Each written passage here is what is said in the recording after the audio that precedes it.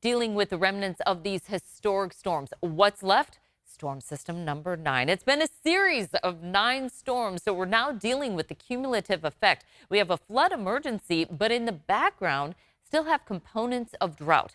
Now, the atmospheric rivers that are number 7, 8, and 9, they're going to give us new data.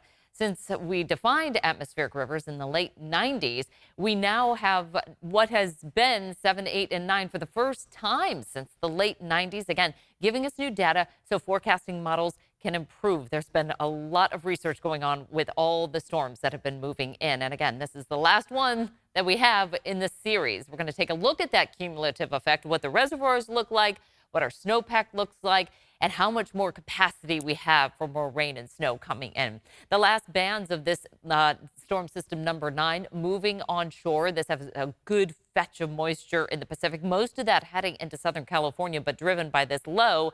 We have to get through the next 24 hours. Today, we had periods of heavy rainfall. So we have seen some spotty areas that have been closer to about a half an inch to over an inch of rain, and some isolated thunderstorms that rolled through, had hail move through the valley and ponding on the roadways.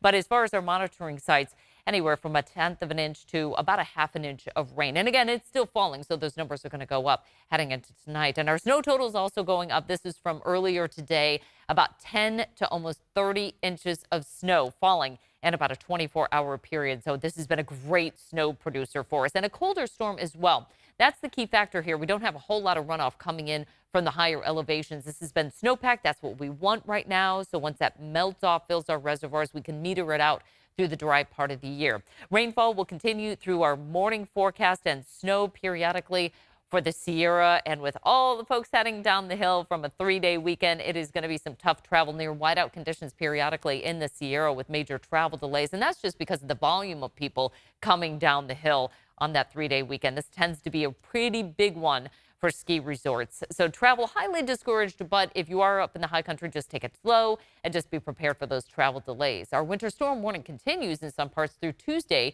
with 1 to 3 feet of new snow, wind gusts up to about 50 miles per hour. And that will make for some dangerous travel with some blowing and drifting and visibility problems.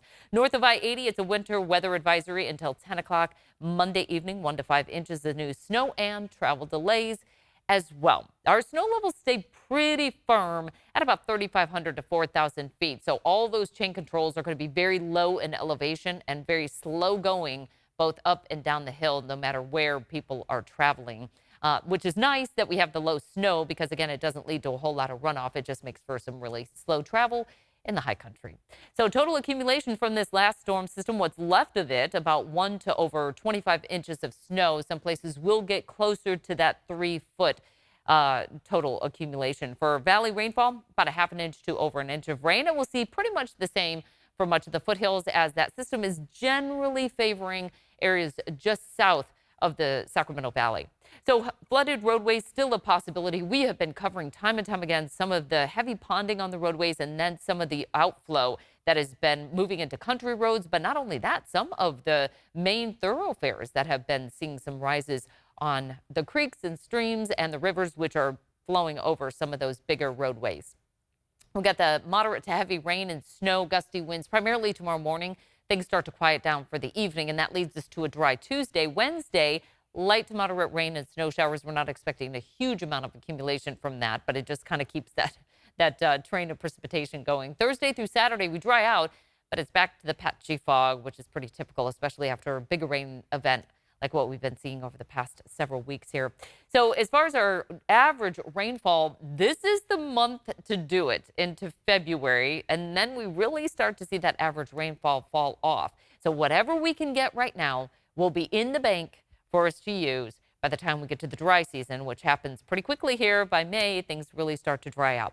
So taking a look at the precipitation tracker, and we'll take it kind of this month, and then we'll look at the seasonal total. So this month alone for Sacramento Executive, we've had over 4 inches of rain. Average to date for the month is slightly under 2 inches. So that's going to put us at over 2 inches ahead of normal. Now this season, for the water year, October 1st through September 30th of this year, so it started October 1st last year, we're almost at 13 inches of rain. Average to date should just be slightly under 8 inches. That's going to put us over 5 inches ahead of normal. We're still seeing a few showers come through for tonight and that will help as well. But everybody throughout Northern California is above average. These are some great looking numbers, especially after last year when we had that great precipitation train coming through in December, absolutely shut down in January, February, and March, which are some of our wettest months. And so extreme Northern California was particularly hard hit with the last drought. This hasn't been the case this year. We've seen it widespread where everybody, nice equal distribution of the rainfall coming through. As far as our river levels, they've been able to handle the amount of water that we've been dealing with, which is great news. Now, I'm going to go over partly why that is happening. We've had occasional areas that have been flooding, but overall, things have been receding nicely. We have one spot at Ord Ferry along the Sacramento River chain that is going to be above flood stage. Everything else has receded. Things are moving nicely through our watershed, and we are starting to minimize the flood risk. One place that we've been keeping a close eye on, which has had periodic evacuation orders and warnings, that's been Cosumnes River at Michigan Bar. Look at this nice forecast line here coming below the monitor stage by the time we get into that drier stretch, which is some welcome relief, I'm sure, for so many people out there. All right, let's take a look at part of the reason why we've been so focused on the rivers and periods of flooding, but we haven't seen the catastrophic situations that we have, say, in bigger water years. Now, part of the reason is when we look at the Sacramento River and the Feather River, and the headwaters are going to be Lake Oroville and Shasta. Well, they have been slightly below average, so we haven't had huge releases. When we have those releases and the water level goes up, we have to start seeing not only the weirs that will be overflowing, which are just naturally overflowing, except the Sacramento Weir, which will be manually opened when we get to a certain threshold at the I Street Bridge monitoring location on the Sacramento River. That never reached that, so we didn't have to open any of the gates. It was free flowing just a little bit coming out of that, and that was flowing into the Yolo bypass. So if you're along I-80, you're still saying, okay, that water looks a little bit high there in the Yolo bypass. It's just because we have free flowing water into an area that is naturally made to flood. Now, let me break this down just a little bit because, again, part of the reason that we haven't had huge flows coming down the Sacramento River is because Shasta and Oroville were so terribly low before this whole storm cycle started. So they have come up tremendously.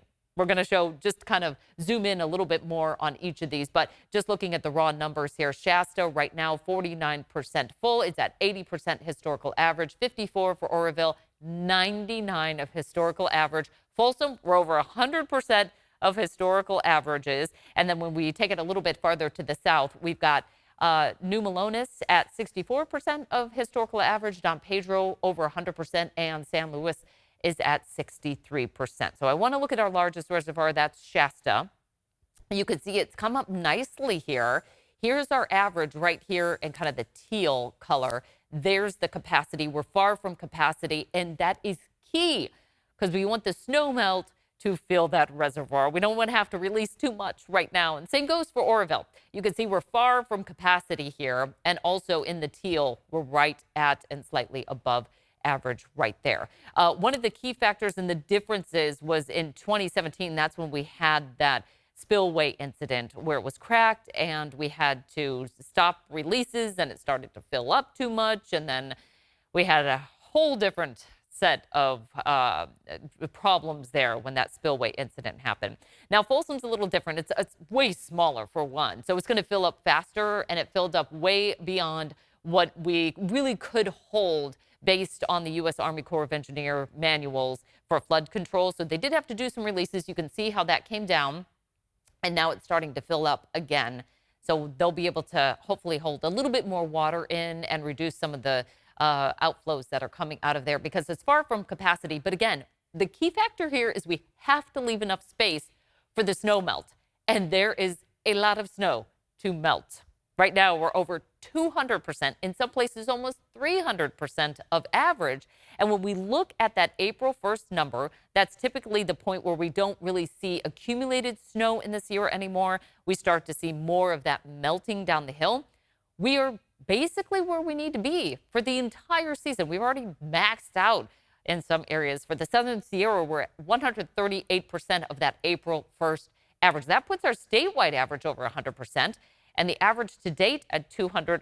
45%. Boy, did we need this too. This is the live or a picture from earlier today out at Sierra at Tahoe, where since December 27th, they've had over 120 inches of snow. Palisades, Tahoe, 178, and Mammoth, over 200 inches of snow. And there's still more falling for tonight into early tomorrow. So taking it through this last in the series of our 9 storms, we are going to end this cycle by Monday evening. There goes the last of the storm system off to the east there. We'll have a dry day on Tuesday. Now, again, little system moves through late Wednesday through early Thursday. We'll get additional accumulation. It's just not going to be anything like what we've been seeing here since the late December storm started to roll on through. So Thursday, we kind of start to dry things out here. We'll see a few flurries for the Sierra possible, but overall, things are really going to quiet down. For the foothills as well, we'll see that Wednesday, Thursday storm system roll on through. For the coast, we've got rain on Wednesday. Then everything starts to dry out because our atmospheric rivers are going to take a little pause here throughout the Pacific. We're going to dry things out a bit. That storm track heads to the north of us. And we've got a lot more sunshine on this 10-day forecast than what we've seen, with likely drier conditions through late January. Really a time for us to dry out and get everything to soak into our watershed, both above ground, below ground, recharge everything, get some dry weather in here, and we've got sunshine by the time we get to Thursday through next week.